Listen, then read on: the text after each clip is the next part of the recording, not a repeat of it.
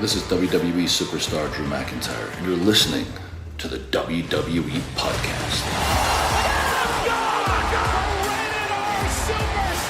The champ is the one that everybody wants, me. It's going to WrestleMania. Claymore! Austin 316 says I just whipped your ass. This is my iron. You're going to acknowledge me. What's going on, everybody, guys and girls? Welcome back to another edition of the SmackDown Review right here on the WWE Podcast. As always, I am one of the hosts of this show, Michael Ritter. You can find me on X at Michael5Ritter, on Instagram at MichaelRitter5, and also one of the hosts of the Football Function Podcast, available on all of your podcasting platforms, including whichever one you're listening to this show on right now, and also available on Patreon if you prefer an ad-free listening experience. And I can't remember if I mentioned being sick on the previous episode that I did. I know that the series of events in terms of this past week, which was an absolute hellhole of a week, I'll get into that here in just a second, but as I was recording the last SmackDown review, I think that's about the time that I started getting sick. And I'm still sick. Like, this is about 8 days straight of me just not being 100%. And yeah, it's been a process. It's definitely been not one of my most memorable weeks or my favorite weeks, so to speak. There's just a sickness bug that's been going around my house, and everybody's gotten it at one point or another. Me personally, it started last Saturday. I went to work, I had to do a half day, and I could kind of feel my throat being a little bit sore. Like, I knew, all right, this doesn't feel right. Came home, I knew I had to, record the SmackDown review.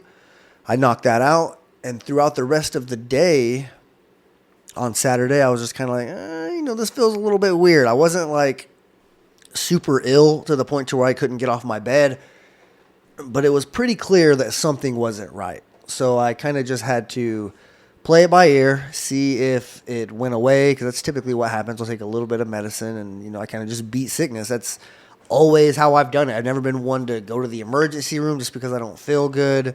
I don't really like, medicine or shots or anything like that to begin with. So, if I can avoid it, then that's what I'm going to do. But Sunday, so the day after last Saturday, that's whenever it really turned up a few notches. And I was very limited. I couldn't record my typical Football Function podcast that I record on Sundays. And it ended up delaying the draft recap coverage almost like an entire week. So it pretty much threw my entire week and all my plans for a loop. Turns out, here we go Monday, I had to call into work. I was not able to do the manual labor that is required at my job. And Tuesday, I ended up going to work thinking that, no matter how I felt, I was going to push through it. Wednesday, I got straight up sent home from work because, it just got worse. I had a fever. My nose was just so stuffed up that I couldn't even breathe out of it. And you could hear it in my voice now. I'm still not 100%, but you will also have to bear with me. I'm not sure if you could hear that right now, but apparently they're doing some hardcore roofing or something across the alley right out here outside of my studio. So I'm not sure what that noise is. So you're going to have to just, I guess, bear with me if you can hear it. I can hear it pretty clear. I'm not sure if it, if the microphone is picking it up. I'm sure that it's picking up at least a little bit of it. But if not, then good. That's better. But just in case you can hear a nail gun, that's what that is. But nonetheless, after I got sent home from work on Wednesday, went back to work on Thursday and Friday, but I was not 100%. And here I am Saturday, still not 100%. So I'm kind of just, playing it by ear. Hopefully I can make it through this entire episode. I'm sure that I will, but my voice is probably just going to be hanging on by a thread as I'm trying to, I guess, finish up this home stretch of the week, which is the SmackDown review, the 194th that I am a part of here on the WWE Podcast. I did want to just go ahead and say that the episode of SmackDown itself, kind of like last week, other than the draft, this episode of SmackDown, I don't feel like was very impactful at all. I don't feel like this was one that is going to just be talked about, for years to come. I mean, there are some good things about it, I will say. For example, the crowd. Like, the crowd was absolutely out of their mind for the majority of the show. There were times whenever they were chanting that I couldn't really understand what they were saying. Sometimes they would break into a chant, all in sync, and I really didn't know what they were saying or how, the action in the ring led to that chant. It just didn't really seem like it matched from time to time, but it is what it is. I'm sure it's just a little bit of a different type of sporting experience over there. They did do a hell of a job, though. The highest grossing SmackDown in WWE history from Lyon, France. So, you definitely have to give them a shout out. This episode of SmackDown aired on May the 3rd, 2024. But right here at the very beginning of the show, I did want to give the city of Lyon, France, their flowers because, man, they absolutely delivered, and it was just an extremely electric atmosphere. And you could tell that from the TV screen.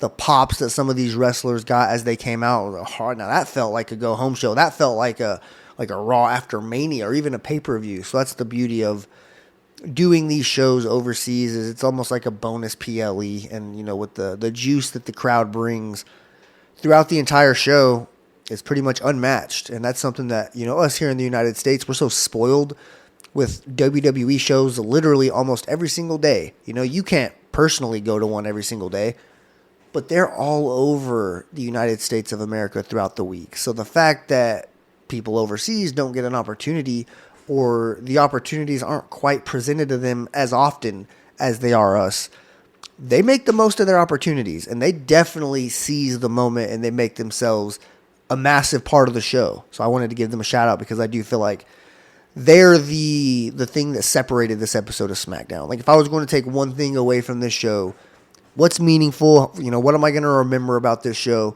It's definitely going to be how intense and energetic the live audience was. So yeah, right here at the very beginning, shout out to Lyon, France. Looks like you guys are absolutely doing what you can to get more shows overseas in your country. So yeah, hopefully we can do just that. But with that being said, I guess we can go ahead and get into this episode of SmackDown. Like I said, aired on May the 3rd, 2024 from Lyon, France. Location breakdown brought to you by none other than DJ Kuzmo. And I mentioned just a little bit ago, highest grossing SmackDown in WWE history. I feel like that's pretty important. That's what the nature of the beast is, right? Like, that's the bottom line for WWE being a for-profit organization, is that they want to make money. And that's exactly what this episode of SmackDown did, more so than any other episode of SmackDown in history. And, you like the adjusted stage. They kind of always have done that for SmackDown here lately, where they'll give them the stage a day early, like the stage for whatever pay-per-view, whether it was Backlash last year, I believe it was in Puerto Rico, and Bad Bunny was there, and we got to see that crowd we got to see the stage a night early. And, ever since then, here we are a year later at Backlash. I think that they're kind of doing the exact same thing, and I'm a fan of it. And you can tell that right away they wanted to get a lot of action, a lot of people out there, get the crowd really into it for several entrances. So they start the show with an 8-woman tag match. We get a babyface team of Bianca Belair, Jade Cargill, Naomi, and Bayley versus Damage Control minus Io Sky and Tiffany Stratton. So we end up getting Dakota Kai, the Kabuki Warriors, and Tiffany. And I was kind of confused at first because Bayley came out and I was, okay, we're getting a women's championship promo here. And then next thing you know, Bianca Belair comes out. And then Naomi comes out. And then Jade comes out. It's like one by one. I'm like, okay. And then Tiffany Stratton comes out. And then Damage Control. And at first I was like, all right, this is a pretty huge cast of characters here. Like, a lot of these people don't even have storylines going with each other right now. But okay, whatever. I'm kind of looking past that. Once I saw that it was an 8-woman tag match, it all pretty much made sense as to why they were doing what they were doing. You want to see if the opponents who are going to be facing off tomorrow can coexist with each other. But nonetheless, the babyface team does get the win after Bianca Belair hits a KOD. And then after this, we get a tag team match. The Authors of Pain going up against New Catch Republic, which Authors of Pain get the win thanks to some interference from Scarlett and Karrion Kross. And throughout the entire night, everybody got a massive pop except for Karrion Kross and company. So that tells you right there. Like, I almost feel like overseas shows and shows where the crowd is just going bonkers no matter what they see because they're just so thrilled to be at a WWE show. Probably a lot of them, their very first one. Others probably haven't been to one in 5+ years, So I think that there's more than enough reason and more than enough evidence to use them as like a litmus test, Like, all right, that they're going to pop for LA Knight. The crowd's going to pop for Cody Rhodes. But if they pop for somebody like Tiffany Stratton, then they're pretty much just going to pop for anybody. And that seemed like how it was for this episode of SmackDown, except for whenever the Final Testament came out there. So that almost makes me think, like, should they just pack it in with these guys? Like, as much potential as I feel like the group has, because I feel like it's built the right way, and it's really rounded out. Like, they have the tag team, like I mentioned, they have the top guy, they have the eye candy, they have the mentor.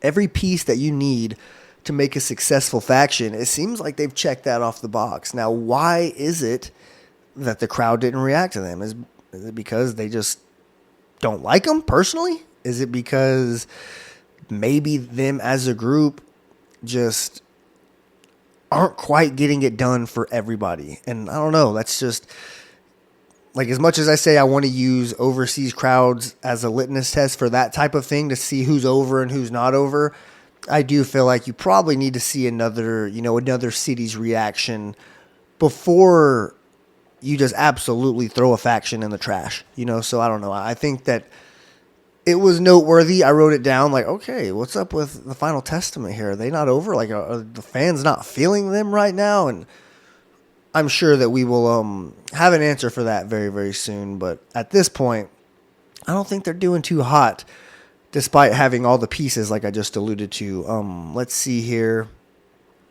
Paul Heyman is backstage talking to Nick Aldis. Paul Heyman and Nick Aldis got a massive pop as well. But Paul actually admits to Nick that he hasn't spoken to Roman Reigns since WrestleMania 40. Like, over a month or nearly a month. Like, that's insane. The fact that you haven't spoken to him in that long.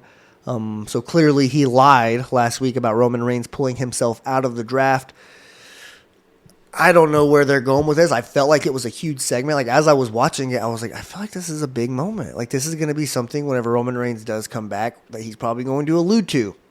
You lied about, me pulling myself out of the draft or something. I wanted to be the first pick.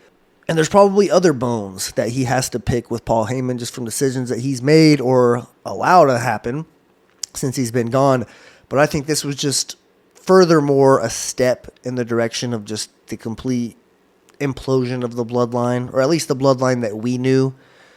We could see this new iteration of the bloodline have a little bit of a runway here. We could see them have a decently long opportunity to prove themselves, for a lack of a better word, because I don't know if you want to call it like a long program, because I don't think that's going to be the case. I don't think they're going to stay feuding with Randy Orton and Kevin Owens forever. Eventually they're going to have to move on to bigger and better things. But it just seems like it's been so long since the bloodline is feuded with somebody new. Like, we've already seen the Randy Orton and Kevin Owens feud whenever it was Roman Reigns. So if the bloodline isn't feuding with each other, which has been the most entertaining aspect of the bloodline, whether it's Sami Zayn turning, Jey Uso turning, now obviously everyone's mentioning the hints of Solo Sikoa and Roman Reigns possibly being on a collision course. I feel like you have to bring new blood, no pun intended. You have to bring some type of new enemy, a new common enemy or something, to really make this faction have some staying power. Because at this point, I'm over the bloodline. I've been over the bloodline for a little bit now. Well into like 2023, I was already like, okay, like I'm ready for Roman Reigns to lose the championship, and I'm ready to move on and do something else. And I just feel like the gear is stuck on slow burn, right? Like, the whole time Roman Reigns was champion, we were all appreciative of that. Like, ooh, they have a really slow burn here. All this is slow, long-term storytelling, which is fine, perfectly fine. But that doesn't have to be every single aspect of your faction and every program that you're in. You could speed things up a little bit. Maybe go a little bit rapid fire with some of these opponents. Oh yeah, we're going to knock you down. We're going to knock you down. Quickly build a list of players wrestlers that you've gone through, throughout the course of like 2 months, however long it's going to be before we actually see Roman Reigns. But I just feel like if it was like a gauge or like a shifter or something, it's stuck on slow burn. So we need the bloodline to switch gears a little bit and maybe get to something new quick. But speaking of new, instead of the KO show, we get the RKO show. And this is Kevin Owens and Randy Orton pandering to the crowd a little bit, especially Kevin Owens, which he does speak French. So it's not necessarily something that's fabricated, I guess. It is legitimate. I do feel like it's genuine. So great opportunity for him to connect to that crowd and make them feel included. So you definitely like to see that. Paul Heyman comes out. They have a little bit of a back and forth. Obviously, Paul Heyman goes back and forth with Randy Orton and Kevin Owens until eventually Tama Tonga and Solo Sikoa come out, and then we see a brawl, which carries over for a pretty long time. We'll touch back on that a little bit later on in the show. Because up next, we get a one-on-one match, LA Knight versus Angel Garza, and this is whenever the crowd absolutely erupted whenever LA Knight came out. The entrance, the pop, the after-the-match promo that he cut, I think that was more so entertaining than the relatively quick win that LA Knight got after he hit a blunt force trauma on Angel Garza. And then Santos Escobar cuts a promo, essentially just declaring that he's going to win the King of the Ring. And you could bet that LA Knight's going to be in that too. It's going to take place next Monday night, next Friday on SmackDown. I don't know if that is going to like culminate it, but I do know that it's going to start within the next week. So that's all the information I have at this point. We did get a little bit more information about why Carlito decided to do what he did, which is attack Dragon Lee. And that's because he made it pretty clear that he's been gone from WWE for a pretty long time. Like, this is someone that I remember whenever he debuted on SmackDown. He had that lackey. Can't remember his lackey's name, like his big bodyguard that he had. I know that everybody that was watching wrestling at the time can relate and remember, that whole storyline about John Cena being stabbed at a nightclub, and then obviously the whole spitting an apple at people's face. Like, that was just some brilliant character stuff from Carlito that I would love to see him come back and, lean into a little bit as he transforms back into a heel. But he pretty much says that after so many years away from WWE that he finally thought he was going to get an opportunity to have a WrestleMania moment. And he realized that wasn't going to be the case because he was passed by not once but twice by Rey Mysterio whenever Rey needed a partner for WrestleMania. So that's pretty much why exactly he did what he did. But eventually Dragon Lee comes up and attacks him, and we get a little bit of a backstage brawl again. And, I expect that we are going to see more of this in the coming weeks for sure. Just kind of stay tuned because, the LWO is kind of like the Bloodline. Like, they have to feud with each other. If they're not feuding with Legado del Fantasma, then they're going to be feuding amongst each other. So that's kind of just what I've noticed with some of these factions. Is they do get a little bit repetitive, a little bit redundant. And Triple H does like to lean on that long-term storytelling, so he will absolutely milk these types of things for as long as he can. Up next in the show, we get some tag team action featuring the WWE Tag Team Champions taking on the Street Profits, and the Tag Team Champions, that is, get the win here. It's a little bit of a stolen win. A little bit of the non-legal man comes in while the legal man's getting his ass kicked, who I believe it was Theory that was the legal man. He was getting beat up. Next thing you know, Waller comes in, hits a flatliner, bam. The Tag Team Champions, it wasn't a title match, I don't believe, but I do know that they do get a win.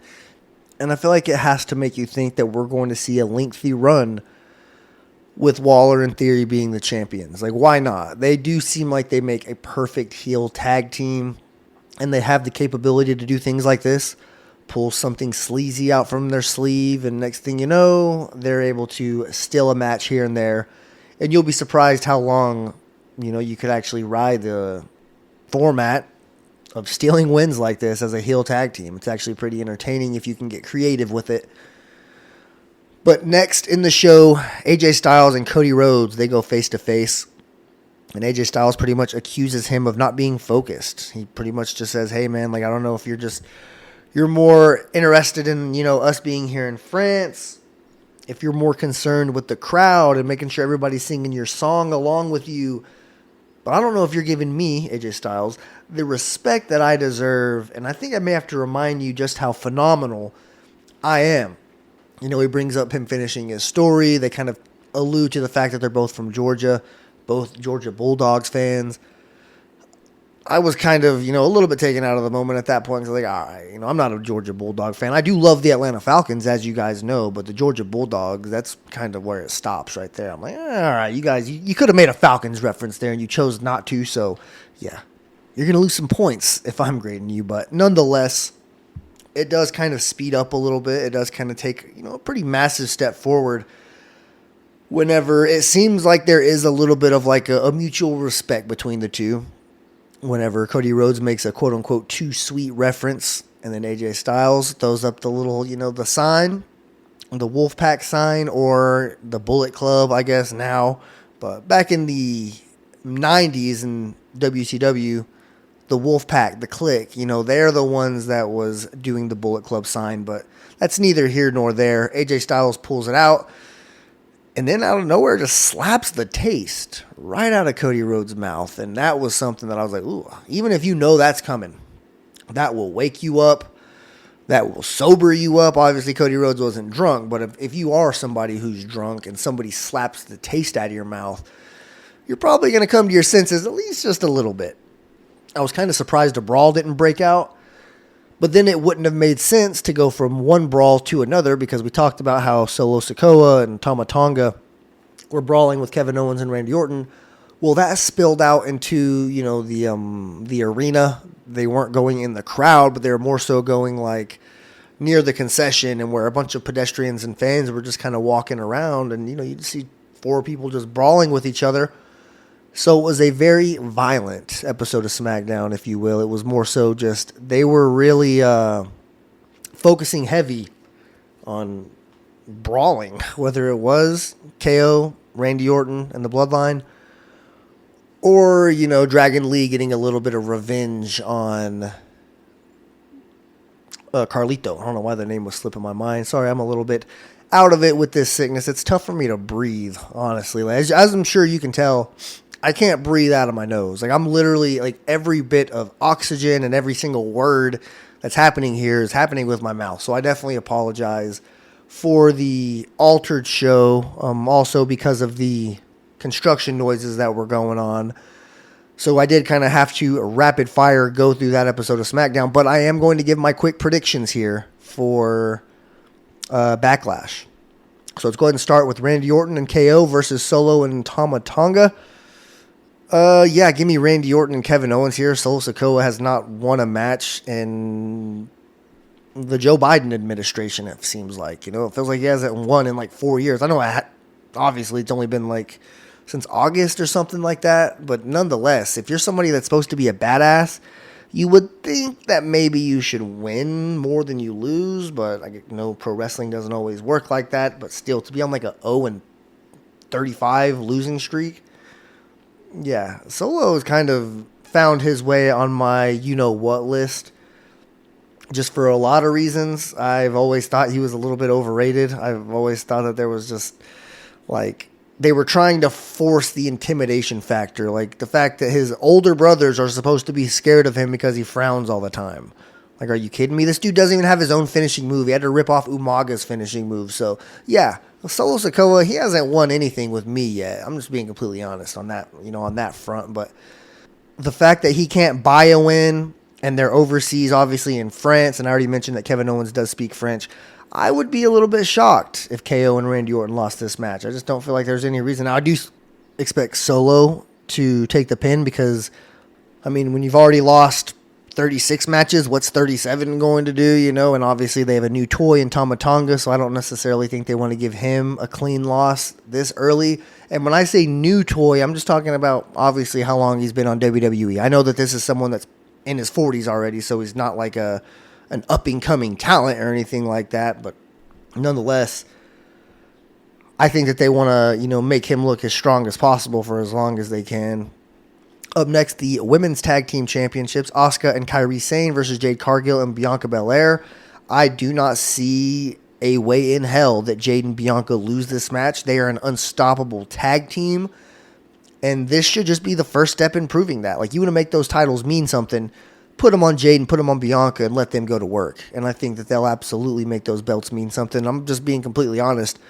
Kairi Sane is a small fish swimming in a big pond whenever it comes to the women that she's in the ring with in this program.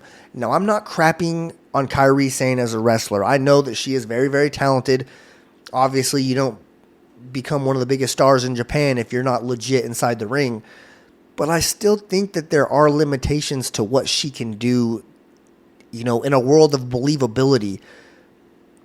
Is she good enough to go one-on-one with women like Zelina Vega, Tiffany Stratton, maybe, just because how early she is? But I'm more so thinking that, the smaller girls, Alexa Bliss, Nikki ASH, those type of girls.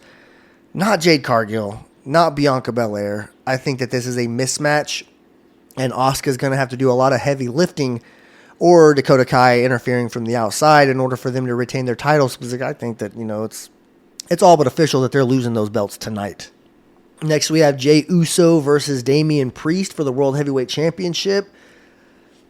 Oh, man. Part of me wants to see Jey Uso with the belt. Like, he's always gone in matches, like especially championship matches. Look at like Roman Reigns and any other time he's gotten an opportunity. You just expect him to lose because it's Jey Uso. Why is he? Are they going to put the main belt on him? But at this point, why not? Like, why not give him the belt? Did you guys see the reaction on the internet of like the phones lit up whenever his music was playing in France? And it was just absolutely crazy. I just wouldn't mind seeing it. It would, without a doubt, officially separate him from his twin brother for the rest of time. Like, there would be no more like, ooh, the Usos are kind of even, and Jey Uso kind of just got a little bit of a push here lately. Like, no. This would be Shawn Michaels, Marty Jannetty type of tag team elevation. Like, one of them is shooting to the sky, and the other one couldn't be more irrelevant. So, part of me wants to root for Jey Uso. I really do. I'll probably go on record and pick Damian Priest to retain his championship just because he barely won it. I don't expect them to drop it from him immediately, but Jey Uso winning this belt and then carrying it to, when do they go to Clash at the Castle? When are they going to Scotland or whatever it is? I think that maybe there's a chance Drew can win it back there, no matter which one of these guys win. But I wouldn't mind seeing Jey Uso have a nice title reign. I just feel like that would be beneficial for not only him, but the company, and probably sell the hell of a lot of merch. But let's see here. We got a triple threat match for the WWE Women's Championship. Bayley versus Naomi versus Tiffany Stratton. I think that this is another time where the champion retains their championship. I apologize. Naomi she had her run, her moment in the sun with the championship. I don't feel like it moved the needle enough, especially in this new era for WWE. If anything, yeah, Tiffany Stratton would make sense, but I still think it's a little bit too soon for her. So it just makes too much sense for Bayley. Tiffany Stratton's going to be champion at one point, here probably sooner rather than later. But not right now. The storyline that Bayley used and that catapulted her to WrestleMania, she won the Rumble. She went and took out the leader of her faction, and that's the type of stuff that you milk. You're not going to have her lose it a month later. So, yeah, give me Bayley retaining her belt. And then we got the undisputed WWE Championship match, Cody Rhodes versus AJ Styles, and I do believe I'm going to go with Cody Rhodes here. I mean, shocker, shocker. Do you guys think he's going to lose his belt right now? AJ Styles is more than worthy. Like, if this was just in a vacuum, right? No one knew the story that Cody just finished. Nobody really knew, where AJ Styles' career is right now and what the future holds for him. If you were just simply looking at this match one-on-one and you ask yourself, could AJ Styles beat Cody Rhodes? The answer is absolutely hell yes. AJ Styles is one of the best of all time, especially the best of this generation.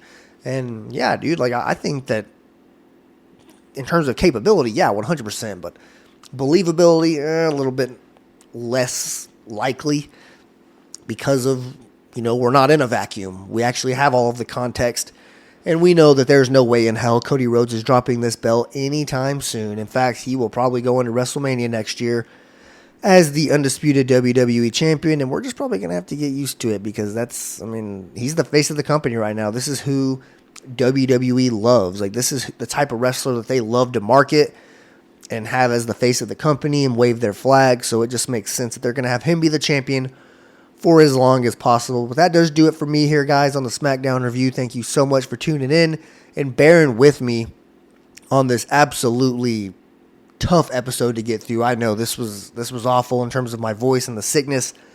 And then you factor in the construction. Yeah, I apologize. Hopefully next week will be a little bit better. But thank you guys so much. Enjoy Backlash.